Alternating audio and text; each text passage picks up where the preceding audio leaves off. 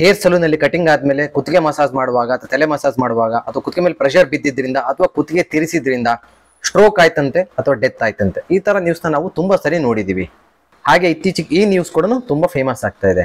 ನಿಮ್ ಗಮನದಲ್ಲಿರಲಿ, hair salon ಹೋದಾಗ cutting ಮಾತ್ರ ಮಾಡಿಸ್ಕೊಳ್ಬೇಕು, ಅಥವಾ ಅವರು ಆ ಮಸಾಜ್ ಟೆಕ್ನಿಕ್ ಕಲ್ತಿದ್ರೆ ಮಾತ್ರ ಅವ್ರ ಹತ್ರ ಆ ತಲೆ ಮಸಾಜ್ ತಗೊಳ್ಬೇಕು. ಇಲ್ಲ ಅಂತಂದ್ರೆ ಸುಮ್ನೆ ತಲೆ ಮೇಲೆ ಹೆಂಗಂದ್ರಂಗೆ ಪ್ರೆಷರ್ ಹಾಕೋದು ಅಥವಾ ತಲೆ ಮೇಲೆ ಏಟುಗಳನ್ನು ಹೊಡೆಯೋದು ಅಥವಾ ಕುತ್ತಿಗೆ ಮೇಲೆ ಏಟುಗಳನ್ನು ಹೊಡಿತಕ್ಕಂಥದ್ದು ಅಥವಾ ಕುತ್ತಿಗೆ ತಿರ್ಸ್ತಕ್ಕಂಥದ್ದು, ಈ ರೀತಿ ಮಾಡೋದ್ರಿಂದ ಏನಾಗುತ್ತೆ ಅಂತಂದ್ರೆ ಈ ಕುತ್ತಿಗೆ ಭಾಗದಲ್ಲಿ ಏನಿರುತ್ತಲ್ಲ ತುಂಬಾ ಸೂಕ್ಷ್ಮವಾದ ನರಗಳಿರುತ್ತೆ ಮತ್ತು ತುಂಬಾ ಸೂಕ್ಷ್ಮವಾದ ರಕ್ತ ಸಂಚಾರ ಮಾಡ್ತಕ್ಕಂಥ ರಕ್ತನಾಳಗಳಿರುತ್ತೆ.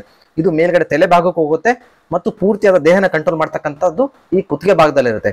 ಯಾವಾಗ ಈ ಕುತ್ತಿಗೆ ಭಾಗಕ್ಕೆ ತುಂಬಾ ಪ್ರೆಷರ್ ಬಿದ್ದಾಗ ಏನಾಗುತ್ತೆ ಅಥವಾ ಕುತ್ತಿಗೆ ಹೆಂಗಂದ್ರಂಗೆ ತಿರ್ಸೋದ್ರಿಂದ ಏನಾಗುತ್ತೆ ಅಂತಂದ್ರೆ ಈ ರಕ್ತನಾಳಗಳು ಅಥವಾ ಈ ನರದ ಮೇಲ್ಗಡೆ ಪ್ರೆಷರ್ ಬೀಳುತ್ತೆ.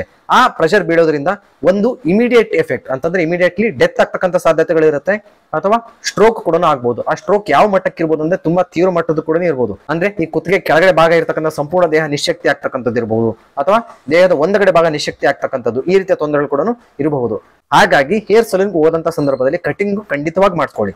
ಆದ್ರೆ ಈ ಹೆಡ್ ಮಸಾಜ್ ಅಥವಾ ಈ ನೆಕ್ ಮಸಾಜ್ ಮಾಡ್ತಕ್ಕಂಥದ್ದು ಅವಾಯ್ಡ್ ಮಾಡಿ. ಯಾಕೆಂತಂದ್ರೆ ಈ ರೀತಿ ತೊಂದರೆಗಳು ಆಯ್ತು ಅಂತಂದ್ರೆ ಮುಂದೆ ಜೀವನ ಪೂರ್ತಿ ಹಾಸಿಗೆ ಮೇಲೆ ಇರ್ತಕ್ಕಂಥ ಸಂಭವಗಳು ಬಂದ್ರು ಕೂಡ ಬರಬಹುದು.